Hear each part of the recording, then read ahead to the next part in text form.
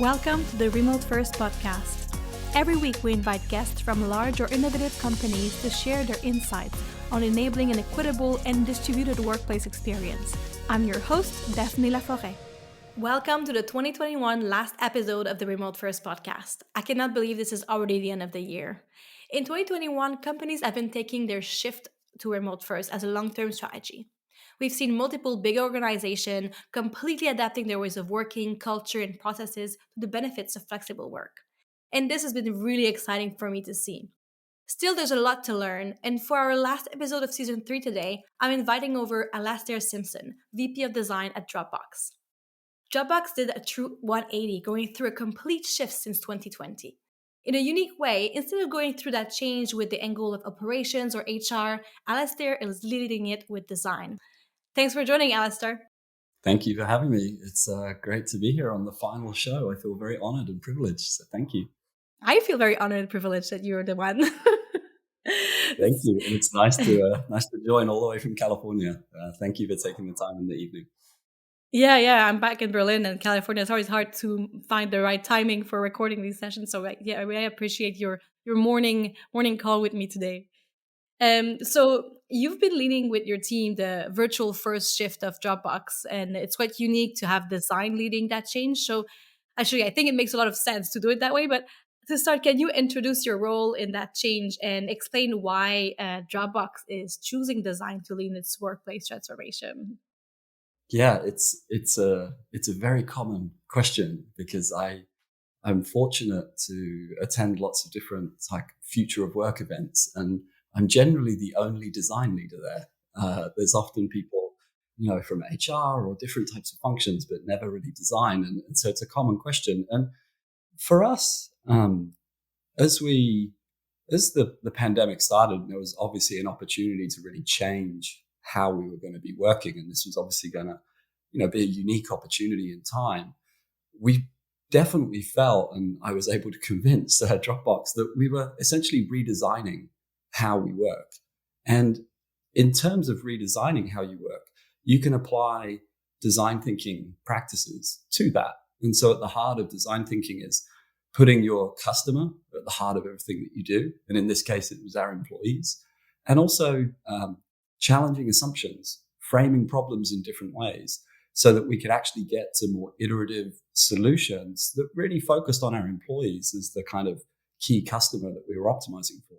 And so that's really how it all started as we were going through the pandemic and I was integrating into Dropbox, and then with this wonderful opportunity to kind of lead through design and lead. And I also, whilst design has been leading this effort, it is a true partnership. Like design, when you're building products, is a true partnership with engineering, product, data science, lots of different functions. And it's been exactly the same at Dropbox, where I've been partnering with the people team, our people analytics team, many different functions across the business to make sure that we're being inclusive in how we're thinking about changing work for the better for our employees. I really like also in the past episode we had Ross Chapman. We talked about hybrid being a design challenge, and lately there's a lot of questions about how to do a hybrid, or people are trying to have remote employees. They want to have it all, and realizing that there's a lot, as you say, to redesign and everything. So do you have some thoughts around this as well? Yeah, I mean, I think you can. I certainly believe that you can treat everything as a design problem. There's a wonderful book by Bill Burnett called Designing Your Life. And it basically takes the same principles of design thinking, challenging assumptions, reframing problems as opportunities. And it applies design thinking to how you design your life. And I certainly do that personally. And then again, as the challenge of remote work or hybrid work, as many companies are looking at it, you can still apply design and the frameworks that we have when we're building products usually to that same problem, because ultimately to build great experiences or great products, if you put the customer at the heart of everything that you're doing, then that is going to lead to really effective outcomes. And then if you actually can iterate your way there, because that's been one of the key principles for us at Dropbox, has been adopting a learning mindset, because we know that we're not going to get it right first time. and that we'll have to iterate and learn from feedback from our employees, which is what we've been doing. Is we've been piloting different practices with our employees. We've been piloting things, learning, hearing from employees, and including them in that kind of co-creation journey as we're changing how we work for the better. And so I definitely agree with Ross. I'm actually catching up with him, I think, in the next few weeks, that you can apply design. Nice. You can apply design practices to any problem that you're kind of trying to solve. So in all the things that you've done at Dropbox, basically you said that you were having a learning process for everything, having a learning approach. What is the thing that you mostly was the biggest learning during that process of going virtual first? I think, I don't know if it's obvious or not, but I think, and I'll lead with it's behavior change, really, right? If you actually, and then that may sound simple, but it's often really, really hard. And so, especially when you're trying to do that at scale. And so if you think about how we work, and certainly how I think about how we work, it's effectively hasn't really changed for over 100 years. Like the models that we've been working in came from factory work, where you started at 8, finished roughly at 5. There was a bell to start the day and a bell to end the day. That got adopted into schools as well, and there were set times for breaks, and it was always synchronized in time in the same place. Modern office work really is exactly the same. Like we just go to a building and, we have meetings, like we come together synchronized in time. And even though we've got new technology, phones, you can now dial in via Zoom or many other different video conferencing software, we've really not changed how we operate. Like people still go to an office to dial into a meeting remotely, or actually the technology is pervaded into people's lives. So instead of starting at 8 and finishing at 5, you'll be constantly on, like after those hours, because your mobile will be pinging with different notifications. And actually, instead of the technology enabling us to live better, more effective lives and getting a better life-work balance, I like to use life first versus work-life balance, it's actually meant that a lot of technology has bled into our lives and we're just feeling always on, right? So instead, we're just synchronized in time. We go to an office and then we have these long commutes, then we get home and we're still online because we're getting pinged with all these notifications. And so, but that's just our learned behavior for over 100 years, really. It's just technology is just added onto that. What happened? I mean, remote work, as you would know, Daphnée, has been around for a long time. Mm-hmm. Yep. Many companies, and I know this from experience, when they looked at remote practices, they'd be like, oh, that won't work for us. We're too big. Like that simply won't work. Like this is how we work. Like we have to be in the office for these moments of creativity. We have to come together for those serendipitous interactions, right? And actually what the pandemic, as much as it was incredibly devastating for so many people, it forced us all to challenge those assumptions. It forced everybody to say, well, will remote work for us or not? And what happened was many companies just kept working, and they realized that it was no longer okay to just say, oh, well, that's no good for us, because you suddenly had companies of thousands of people who had transitioned to remote successfully, or even if they weren't successful, they hadn't necessarily, collapsed as many, people who, doomsayers would have said, it just won't work for us.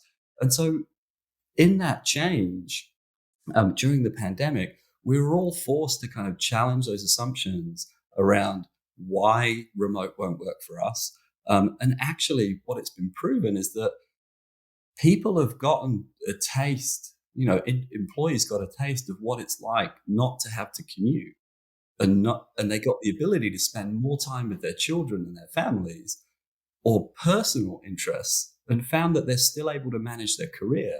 And so there's kind of no going back from that, I don't think. Employees want that.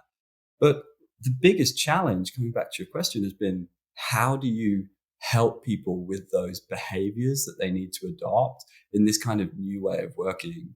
And just getting us to unlearn all of those old habits about how we thought work happened. We all thought that work always happened synchronized in time in a meeting room, or on a Zoom call, right? Like, how do we get people to change those behaviors and those assumptions? Because even people that want to change, they may not know how.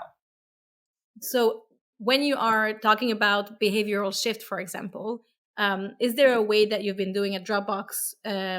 Is there some sort of framework or something you use to help the company going through that change, support them in that change? There's a lot of things that are impacting their ways of working. Yeah, definitely. I think one of the actually, let me, just before I go on to the real behavioral change, like kind of framework that we've been adopting, I think one of the things when we were um, designing our kind of future of work strategy was we wanted to ground it in principles. And this is, again, something, designers love to have, is like principles to ground your decision making. And three of those principles, we wanted to maintain human connection and culture, right? Because we understand that, we recognize, the importance of preserving that human connection, as we still believe that in-person engagement is critical to fostering our culture. But we also wanted to ensure that we kept a level playing field for all of our employees, where everybody had this equal opportunity to succeed, no matter where they were located. The second principle was giving our employees flexibility and freedom, because we wanted employees to have more control over how they work, for example, their schedules, their working environments. And we wanted to give them more options in terms of where they worked. Okay. And so by increasing those choices, we'd have this expanded and more diverse talent pool from which we can recruit. And the third principle I've already mentioned a couple of times, but it's this learning mindset. And this really underpinned our approach because, we've tried to remain nimble and adopt the same philosophy that we use to develop our products, which is build, measure, learn, and adapt. Because let's be honest, we knew that we weren't going to get it right the first time. And so I think grounding it in those principles and then being very intentional and transparent with our employees, like the amount of communications we've had with our employees has been vast through various different channels. But then with those principles in mind, we recognize that, we are trying to adopt radical change in people's behaviors, right? Like really challenging those assumptions that I just mentioned. Like if anybody has a problem in the typical workday, they will default to, let's schedule a meeting. Let's put a meeting on the calendar. That will be the default response. How do we make that not okay, right? How do we make that not okay? And so when we were trying to inspire this company-wide behavior change for 3,000 employees, we focused on a core set of behavioral shifts or mindset shifts that we wanted to anchor our strategy to alongside those principles. And so we recognize that this is like a big cultural shift where we're moving from tangible, so working from your desk in an office, to the intangible, so shared unspoken behaviors and norms. And so those behavior shifts that we focused on to make this transition easier were these 5 concepts. And we wanted to go from a behavior and to a particular behavior. And so the first one was going from busyness, where people just feel busy checking off tasks on a task list, to actually making sure that employees felt that they were providing impact, to our customers and to the business. The second one was around going from all-day syncs, so synchronous all-day meetings, the badge of honor of being back-to-back all day, right? Which is not good. That's not a good thing, right? But somehow in our society, we've built that up as a good thing, to going to asynchronous by default. And that's one of the, the words I think of 2021 around remote work, is like, how do you work more asynchronous by default? The next behavior shift was getting people to go from disconnection, where they feel disconnected from their employees and the company, to belonging. How do you help people feel like they belong at the company and that they're included, even when working remotely? And then the last 2 is going from overload to focus. How do we help people feel like they're just totally overloaded with work to actually being able to focus on the right problem to try and solve for the customer and for our business? And then the last one is going from consensus driven to conflict mastery, because we believe certainly when you're working remotely, you do miss some of the kind of physical cues that you get in person. And so trust can be broken like faster when you're working remotely. And so how do you actually go from this consensus driven approach to conflict mastery, even when working remotely? And so those behavior shifts, along with our principles, kind of underpinned how we were trying to help employees go from those behaviors to those behaviors. And we've got a lot of tangible resources that we've given employees to kind of help with that, which I can talk a little bit more about if you want. I'd love to. I'm actually already super impressed by this framework and everything you put together.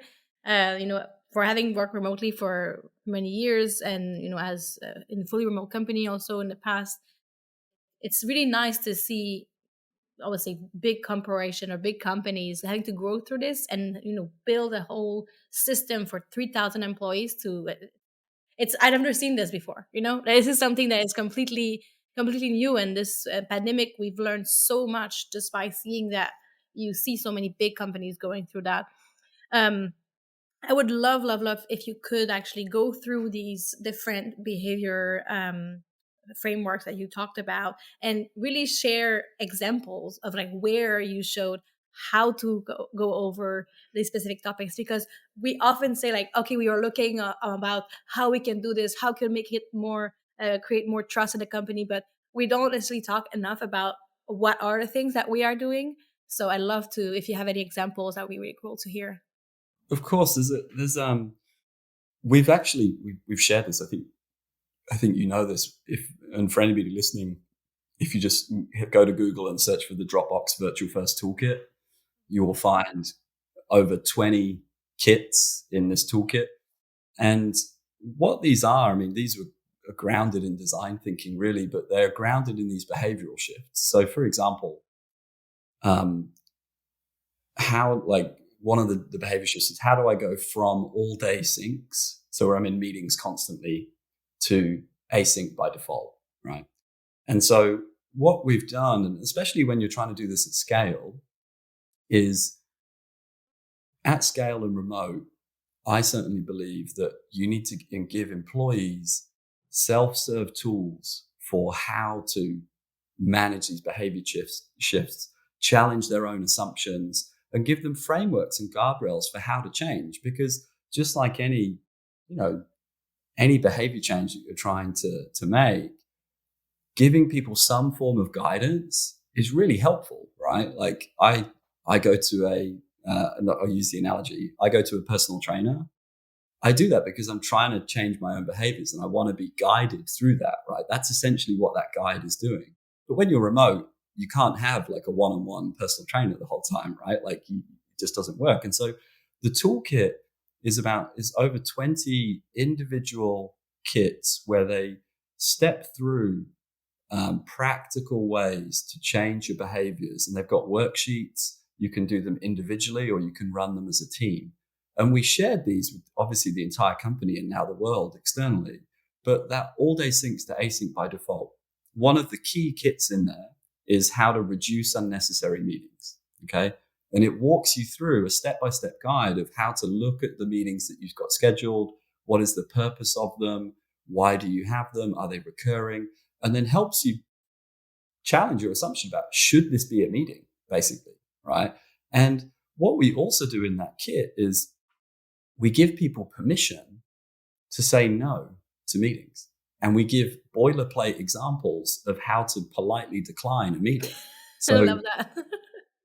Because again, there is social pressure where you get invited to a meeting and you hit yes by default because that's just what you do, right? You click yes. There's the social pressure to kind of say yes to this meeting. And then you turn up to a meeting and there's no agenda. You're not really sure what the outcome is, who's running it. There's 10 people. And I always do the math. If there's 10 people in an hour-long meeting, that's 10 hours. That is like a quarter of a week, right, worth of person time. So that's a lot. And so if that meeting is not, outcome focused, inclusive, doesn't have an agenda, and inclusivity is also part of this, because how do you run inclusive meetings? Incredibly important. And we have a kit in the toolkit about how to run inclusive meetings, because different types of personality types, if you're more introverted, you may want an agenda so you can prepare before the meeting so that you can actually get in your head what you might want to say, right? Based on the topics that are going to be covered. If you don't have an agenda, how does somebody prepare for that meeting? It's not very inclusive, okay? And so the kits in the toolkit are designed to really help people step by step, give them frameworks and guardrails. They're not process, they're not checkboxes, they're not total instructions. We encourage people to flex with them, but they're just designed to help people get over that hurdle and change their own behaviors. And we have a number of them anchored to all of these, from disconnection to belonging. We have a number of kits to help teams create team charters. Because if you have a charter as a team and you know what your mission is as a team, you feel like you belong. You actually feel like you're part of this team. You've created that. And so we've got a kit in there about how to kind of help people do that. And then also how to, just get to know one another. And so these are really, really important to give to employees so that at scale, people can self-serve and have guidance and then create confidence around how they're going to work in these kind of new ways of working. And the only point I'll add on to this is we partnered with our L&OD team early on to run training at scale for a couple of these tool kits, because we believed that there was a couple of them that were really important for us to get right to help people reduce unnecessary meetings and work asynchronous by default.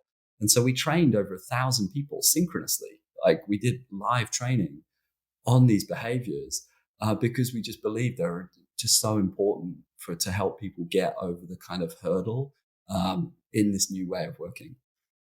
It's super interesting that you mentioned training, because at the moment, this is basically what I do also for work. But people are really looking for a way to train their leaders, team leaders, to kind of like unlearn the way they used to work, and also relearn what are the new ways of working, and be able to become a better leader remotely, have the same kind of great skills that you have when you have it in person. How do you are getting your team together, keeping momentum in a remote setup. So it's great to see that there is a program at Dropbox for that, definitely. And so if we come back to Virtual First, and you said that at Dropbox now it's Virtual First. I also have seen that you implemented studios that were more like for collaboration together. Are these studios like offices? Is Dropbox Virtual First but hybrid? Like, could you explain a little bit? How does it work right now? What is Virtual First, and how does it work at Dropbox? Yeah, I think it's a good point, right? Like, when we were rethinking how we wanted the future of work to look at Dropbox, we did see this as how do I say it? Like, it was an enormous opportunity to kind of turn, to almost take a risk, but to turn this kind of outdated notion of productivity, or this kind of butts in seat mentality, into purpose and impact, and something that would be truly meaningful for our employees. But when we looked, because we had a team, and I've got to give credit, to the HR and the people team, they were leading a lot of the research into what was going on. And there's obviously hybrid, there's remote only companies like GitLab, there's obviously co-located companies, and so every different model can suit different companies, right? I don't want to say one is better than the other, but for us, we intentionally looked at what was going on, and coming back to those principles that I mentioned earlier, to maintain human connection culture, give people flexibility and freedom, and maintain this kind of learning mindset. But when we think about that principle of maintaining human connection and culture, we wanted to ensure, and this is the key point I'll underscore, that we wanted to ensure that we keep a level playing field for our employees, where everyone has equal opportunity to succeed no matter where they're located, and they have the same experience, right? And so one of the problems that you do see with hybrid setups is you'll have some people that are in the office and then some people that are working remotely. So that creates two different experiences immediately for how teams work. And that comes with different problems around inclusivity and just practical. We've all been in meetings where you've got 3 people in a meeting room and then a couple of tiles on the Zoom trying to dial in, right? And it creates an unlevel playing field, and it can be awkward, right? It doesn't create this kind of inclusivity or purpose that I think we wanted. And so when we came out with our virtual first model, it was deliberately not hybrid, and it was deliberately not remote only. Virtual First at Dropbox means remote is our primary way of working. So I'm at home right now. This is where I spend the majority of my time. And when we dial into obviously Zoom meetings, we all have a level playing field. We're all equal on that kind of Zoom grid. We did recognize, again, mentioning that principle of maintaining human connection and culture, that we recognize it's important for people to meet face to face. There is a place for getting together physically. And so we retained our offices, but we've rebranded them and renamed them studios, importantly. And we've been very intentional and purposeful about what those studios are for. And those studios for us are meant for meaningful moments of connection, collaboration, and culture building. And what that means practically is I can't go to a studio and do solo work. We don't have banks of desks set up for solo work. We've intentionally designed that physical space for a specific purpose of collaboration or culture building. And so those studios are meant for entire teams to come together once a quarter, to actually work through specific problems like an end of quarter retro or a quarter kickoff, whatever that might be, or like a larger social event. They're intentionally designed for that purpose. And I think that is one of the important things and the important distinctions for us with our virtual first model. Now, you might ask how those studios going. In the US, we still haven't reopened them just due to COVID. I was about to ask exactly this question. I was like, so what's the usage rate right now? Are you just empty, or are people going a little bit? Like, because it's real estate, it's I'll be curious.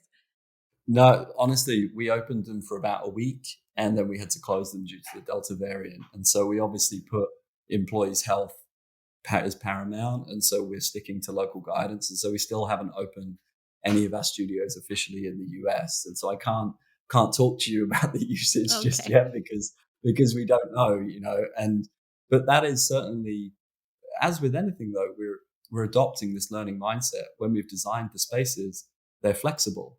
So they can be moved around. We've tried to make sure that you can use them for different purposes. If you've got 6 people, you can actually make a room smaller. If you've got 20 people, you can make the room bigger. So we've tried to be flexible with our furniture and with the interior design so that you can actually, we can change and reconfigure the rooms and the spaces as we see fit. But I think the main point is that it's intentionally designed for a specific purpose. Whereas if you look at a lot of physical space, it's all things for everybody, right? And so because it's all things for everybody, it doesn't have a specific purpose, and it can often not do all of those things really well, versus what we're saying is, no, this is for teams, groups to come together to collaborate or culture building. And that's how we're going to intentionally design the space.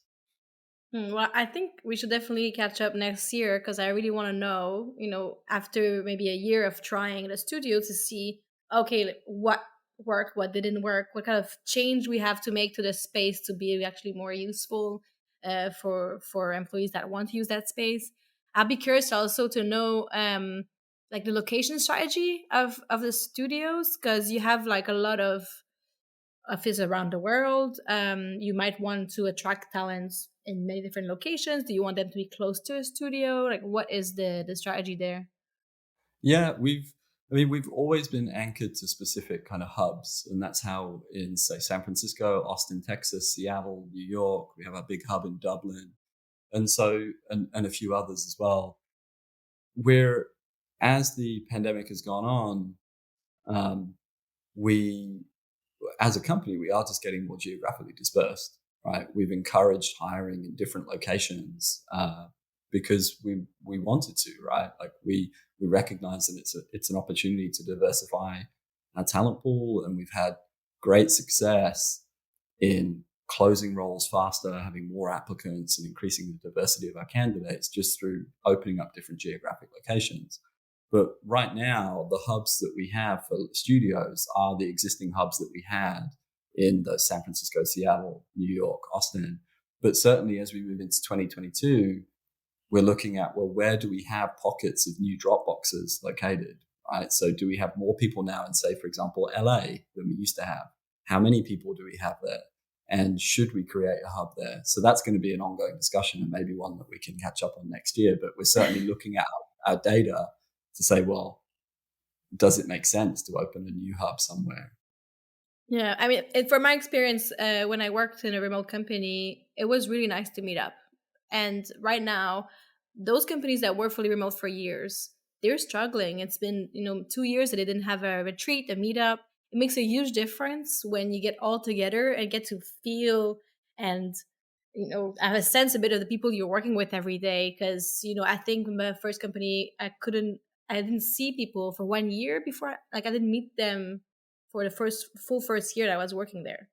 So after 1 year, to see the people and actually see like how tall they are and their the way they move, and also the kind of personality they have, it makes a huge difference to have a bit of this in person, and it definitely makes a difference on the culture. I don't believe in the fact that you can do 100% remote without ever seeing each other and feel still good about it. You still want to hang out. We used to meet up in conferences or kind of travel even sometime to co-work somewhere together in some of our team, just to have a bit of that feel. It definitely made a big difference for our homogeneity in my English sometimes. so Yeah, so yeah. homogeneity. No, I think it's right. I mean, and that's why we didn't want to be remote only, and we didn't want to be hybrid. We recognized meeting, as you said, meeting in person makes a huge difference. I don't think, remote only is the way to go. And I definitely, and that's where it has been hard during the pandemic, because a lot of the inability to meet up, like for us, we can't open the studios due to the pandemic, not because we don't have them. It's just due to ongoing health and safety. And so if of the last couple of years, there's been a lot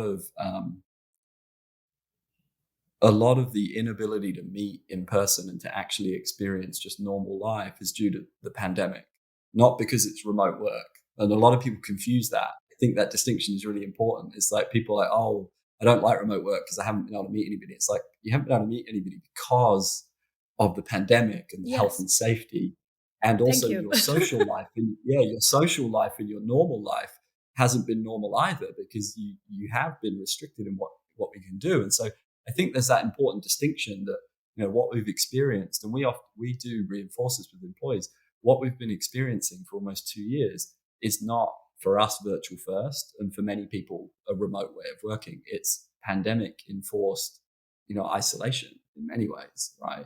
And so that distinction, I think, will be important as we move into 2022, and hopefully, it's safe to kind of meet in person again.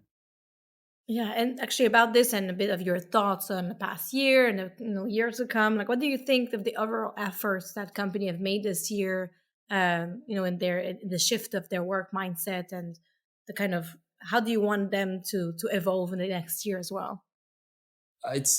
We definitely see this at Dropbox, and I see this personally as just, it's an enormous opportunity to change what we didn't like about the way we used to work. Because I think it's ironic, people are like, oh, we get to go back to the office, that's awesome.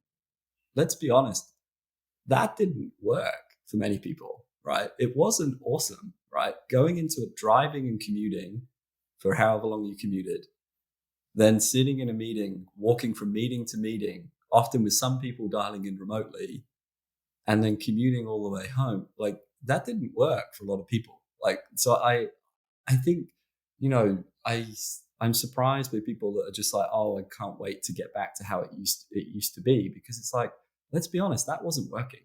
And I definitely see that this is certainly the last 2 years, and the next 2 years it's a potential for this paradigm shift, and they're kind of this kind of democratization of workplace power in a way that's never been possible before, right? And I think this shift is actually well overdue, and we can actually make employee life work balance a priority and actually level the playing field. And I think that's what the opportunity is that we have. And if you talk to employees, and there's loads of data out there, so I don't need to cite the data, but employees have got a taste of what it's not like, or what it's like not to have to commute. And certainly for me, I've been able super fortunate to spend more time with my kids, right? And, or personally, if you don't have children, get more time to spend on personal interests, but all at the same time where I'm still able to really meaningfully contribute to my career. And so for me, there's no going back, right? I just don't see a way of like, stepping back. And I think there are companies that are kind of clutching to that tradition, or they're unwilling to take a long, hard look in the mirror and make the changes that employees now want. And they're going to miss out on attracting the best talent in the future. And I think, for employees, there's kind of no bigger incentive than giving people the ability to own their own time and the freedom to live their life the way that suits them best. That is wonderful. And then the ability to create like a non-linear workday that works for your personal life, where you can meaningfully contribute to work, and to the company. That incentive, is far bigger than salary or ego or titles, and nothing compares to that flexibility and freedom that I think the future of work offers, and that companies that are embracing that are able to offer to employees. So that's how I think you asked about the future. I actually think that's what's been the last 2 years, but I also think it's relevant for the next 2 years, because I think the opportunity ahead of us is huge, and I think we've only just really scratched the surface. And I think the next 2 years are going to be potentially even more interesting than the past 2. I think. Well, on that note, I think I'm gonna close the episode today. I'm so happy that you came in and shared all your thoughts. I'm looking forward for 2022 and see what the world has to give us for the next year. Thank you, Alastair, for joining the podcast. You guys can find all links and show notes in the episode descriptions. I will add the Virtual First Toolkit as well. Is there anything else you want to add, Alastair, that you would like to share with everyone? No, I mean, the toolkit, please use it. I guess the only thing is challenge your own assumptions. It's hard, but it's super worthwhile, right? It's super worthwhile. How we used to work and how we think work gets done. You can change that. And it is possible. So do that. And there's some great things in the toolkit to help you do that for yourself. And thank you for having me, Daphnée. That's the only other thing I'd say. I appreciate you bringing us on. Thanks to you. Thank you for tuning in to Remote First. You can find all links and show notes in the episode description. And if you found value in this show, we'd love your rating on your listening app of choice. Thank you for being here. See you next time.